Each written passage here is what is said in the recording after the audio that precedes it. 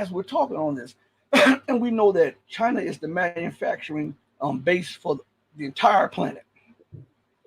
The U.S. flags are made there. The U.S. pendants that go on their lapels are made there.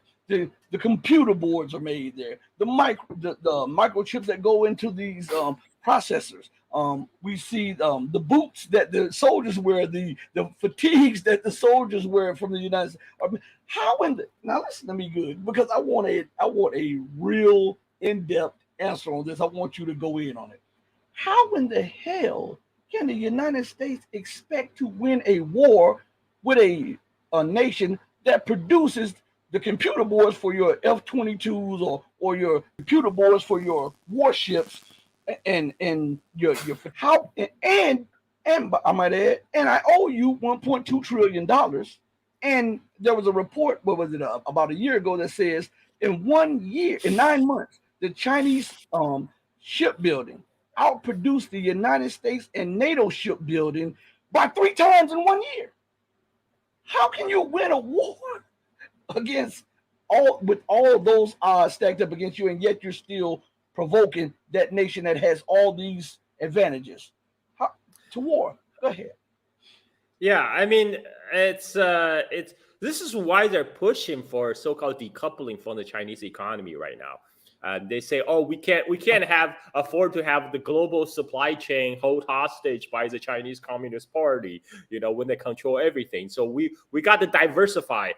So United States is pushing a lot of the multinational companies to move their manufacturing out of China. So what has happened since the sanctions went in effect a few year ago is that I think it's my internet conked out. I have to restart. I have to restart my modem. So I was saying this is why the U.S. elite are pushing for the so-called decoupling of the economies. They think, okay, we just need bodies. We just need bodies to produce goods for us. We can just, we don't need China. We can move them to Vietnam, to India, to Indonesia, Cambodia, Mexico, whatever. So in the last couple years, what we have seen is the U.S. import continue to go up. It's the proportion that's directly imported from China is going down, but at the same time, the U.S. import from Mexico, from Vietnam is going up. But then if you look at the trade number between China to Vietnam and Mexico, that's going up. China is exporting to Vietnam and Mexico, and then they just basically slap on the made in Vietnam, made in Mexico, re-export to the United States. And what U.S. consumer end up paying is higher prices. We're just end up paying a higher premium for this additional transit.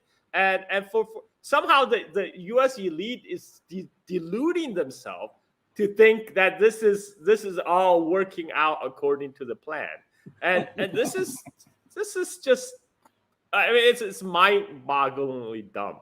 And as you say, what's gonna do if U.S. sanction on Chinese economy is sanctioning itself?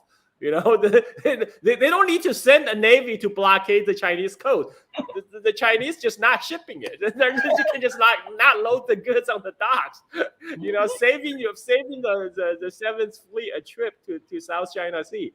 And but realistically, if the hot war break out between U.S. and China, it will be end of the human civilization as we know it, and not just a big economic damage, because I just don't see U.S. will hold back from using nuclear weapons, because what happens once a U.S. aircraft carrier gets sunk?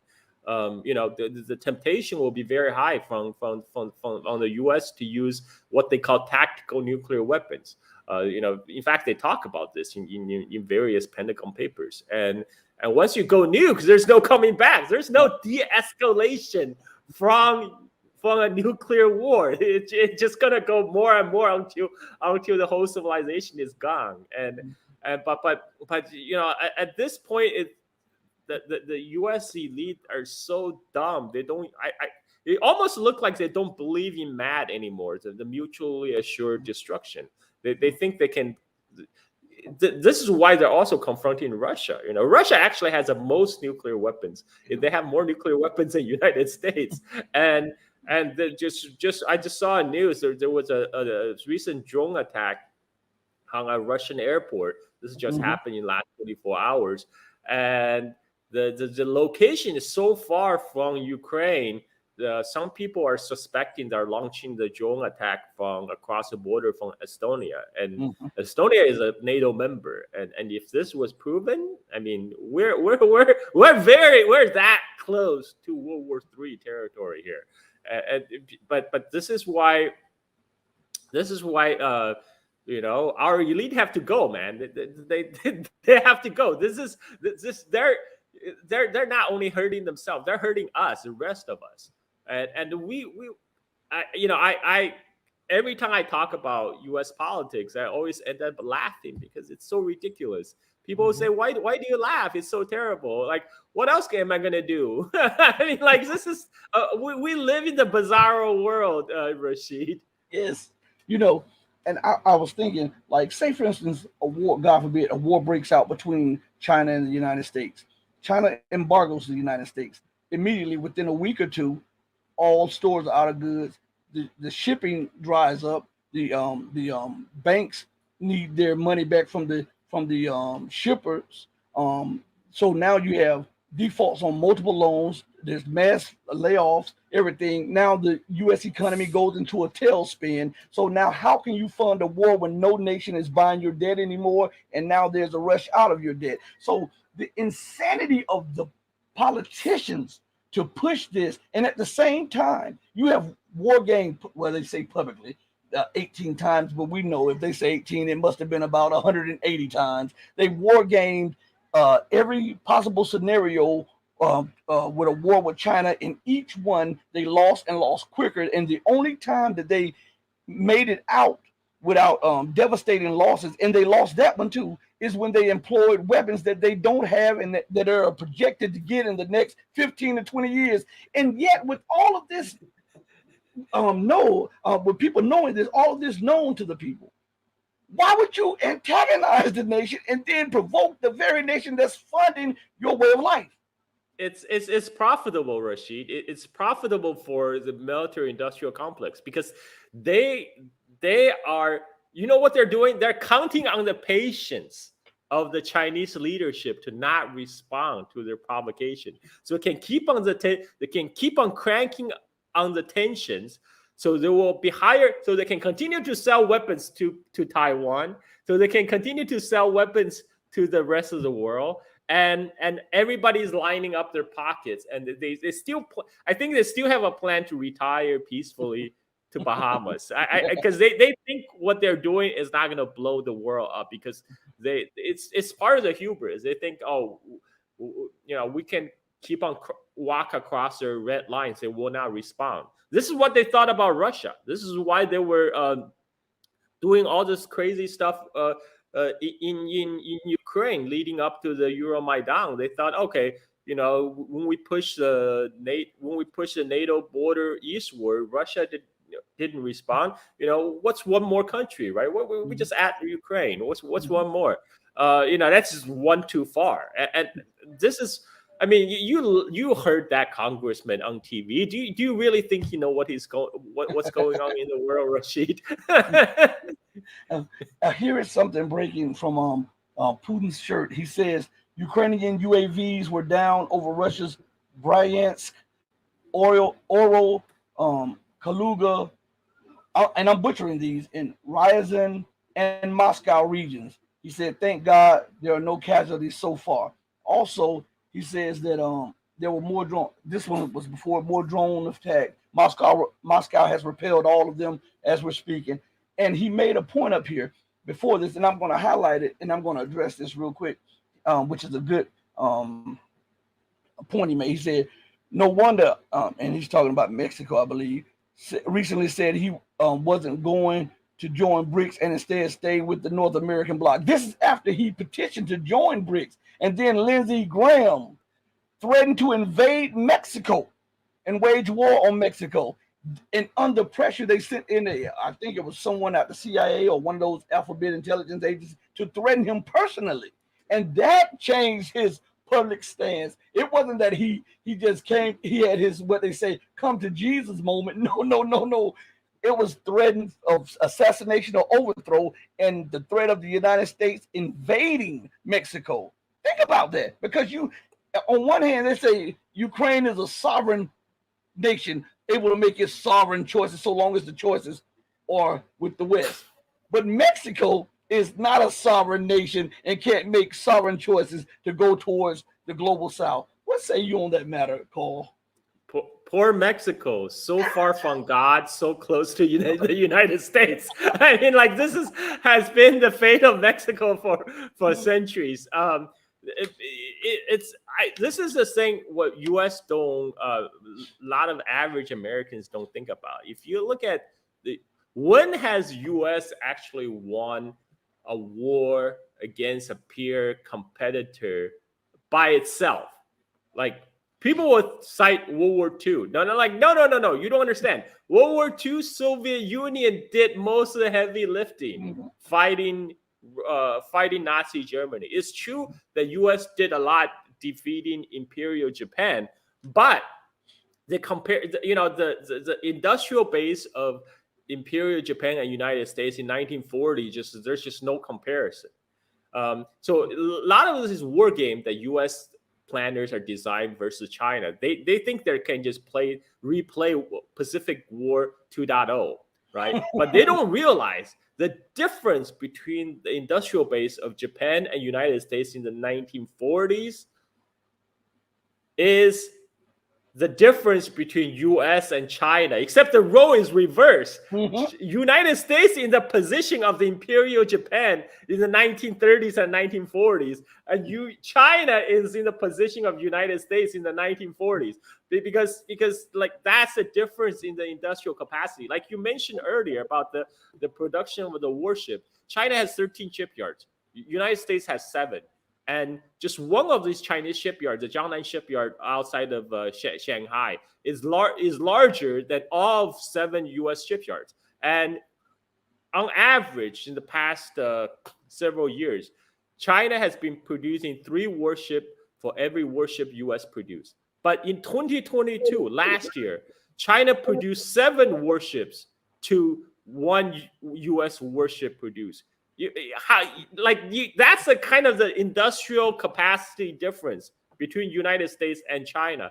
And this is why, like, China is not in a rush. China's like, time is on our side. We'll just keep on making warship like dumplings. You cannot outproduce us. Like I saw like one of the military Twitter account is saying, oh, the U.S. is gonna authorize production of like thousands of drones, to do the, like, I'm like, dude, if U.S. can produce thousands of drones, the Chinese can produce millions in the meantime. And they can literally produce enough drones to block out the sun. Like, you cannot compete. And like right now at the current industrial level in United States, you need to realize you are at the level of Imperial Japan in 1940s. And if you're gonna be as foolish as the Imperial Japanese army in the 1940s, you will end up in the same spot.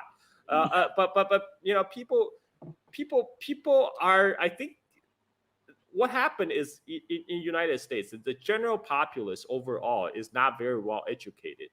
And now what we're seeing is that's filtered up to the elite. Now our elite is also not very well educated, because they're starting to believe all the propaganda themselves have been producing through all these think tanks and all these like corporate media, and now they really believe in their own like invincibility, which like people outside of the United States can see a lot more clearly. That's why they're signing up for BRICS right now, and go back to U.S. records of fighting peer competitor. All these U.S. military victories or whatever, it's all against a much smaller opponent like Iraq, Afghanistan, Grenada. Grenada, the Reagan's great victory in the 1980s. I mean, so I think it's more realistic if a Republican came to the office of presidency, it's more realistic that U.S. will try to throw its weight around in Latin America. I mean, like they have been openly talking about invading Mexico for a while now. They talk about they're going down there to solve the drug problem. They're gonna go punish Mexico for the cartels, and they openly talk about it. And see, like this is why. I mean, I understand Mexico is holding off on joining the BRICS because they don't want to give U.S. more excuse to launch a border invasion. Yeah.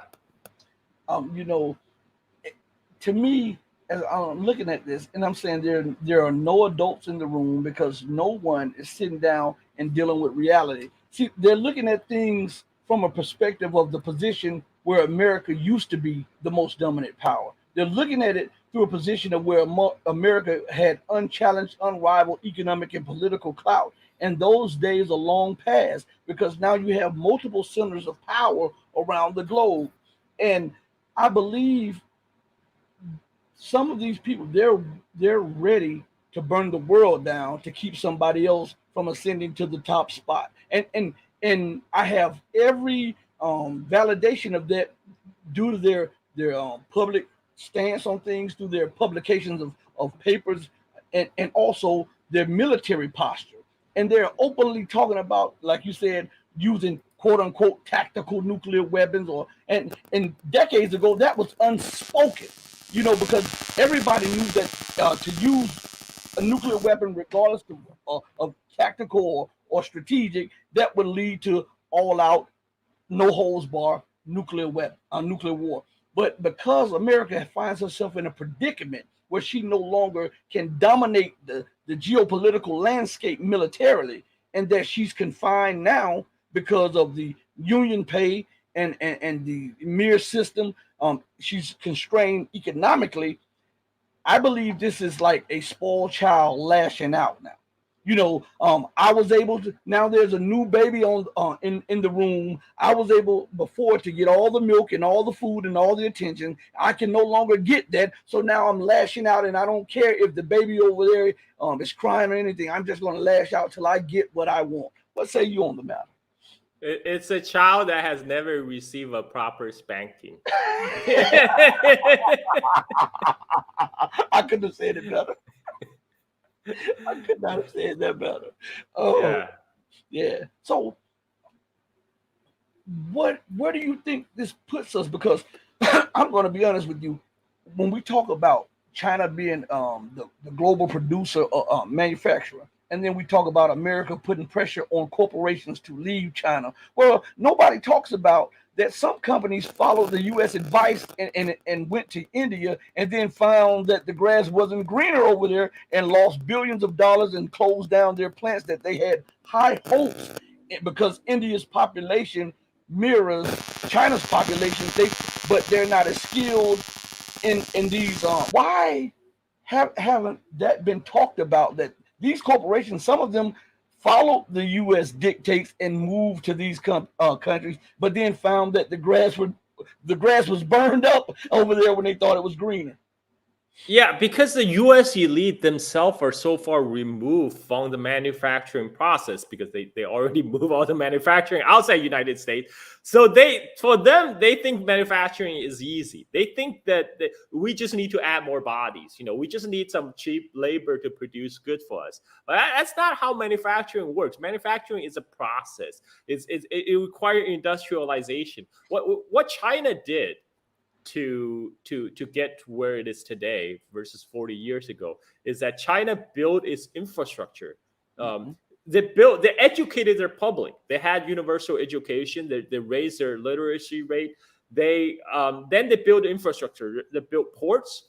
They built roads. They built railroads. They built power plants. One of the problem when multinational firms and move their factory out of China to some of these other countries, they realize there's power shortage.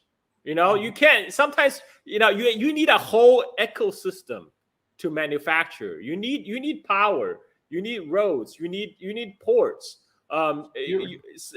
and not the Rome is not building a day. China was not building a day. You can't just expect to plug a factory from point A to point B and expect it to be plug and play. It doesn't work like that. And I mean, in fact, that China took decades to build out its infrastructure. At that time, a lot of these economists in the Western media say like, oh, China is overbuilding. It's overbuilding its power grids. It's overbuilding its roads. It's railroad investment. It's wasteful. Nobody's going to use it.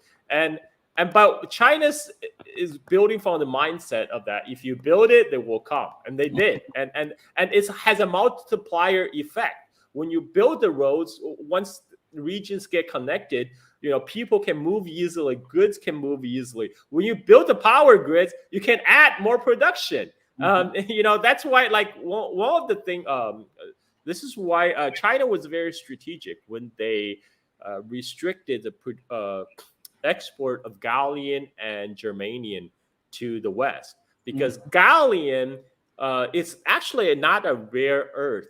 It came from it's basically a byproduct of producing aluminum. Now, the material they use to produce aluminum bauxite is actually plentiful in the Earth's crust. But to produce aluminum, you need lots and lots of electricity. So unless you have a lot of aluminum production already, you're not going to have a lot of this byproduct of gallium. So to just produce a gallium, you need to build up. First, you need to build up power plants, extra power capacity. Then you build the aluminum plant, and then you have to make it. If you produce because producing gallium by itself is not very economically profitable. So they have to produce aluminum. So you have to find the market for this aluminum. It's a very involved process. U.S. right now doesn't even have the extra capacity on its power grids. That's why we have these outages in Texas. That's why people were freezing their ass off in Texas a few years ago because in the U.S. all these power grids have been privatized, and this private company they don't want to add more capacity because that's capital investment. They'd rather squeeze out the maximum profit but based on the existing infrastructure.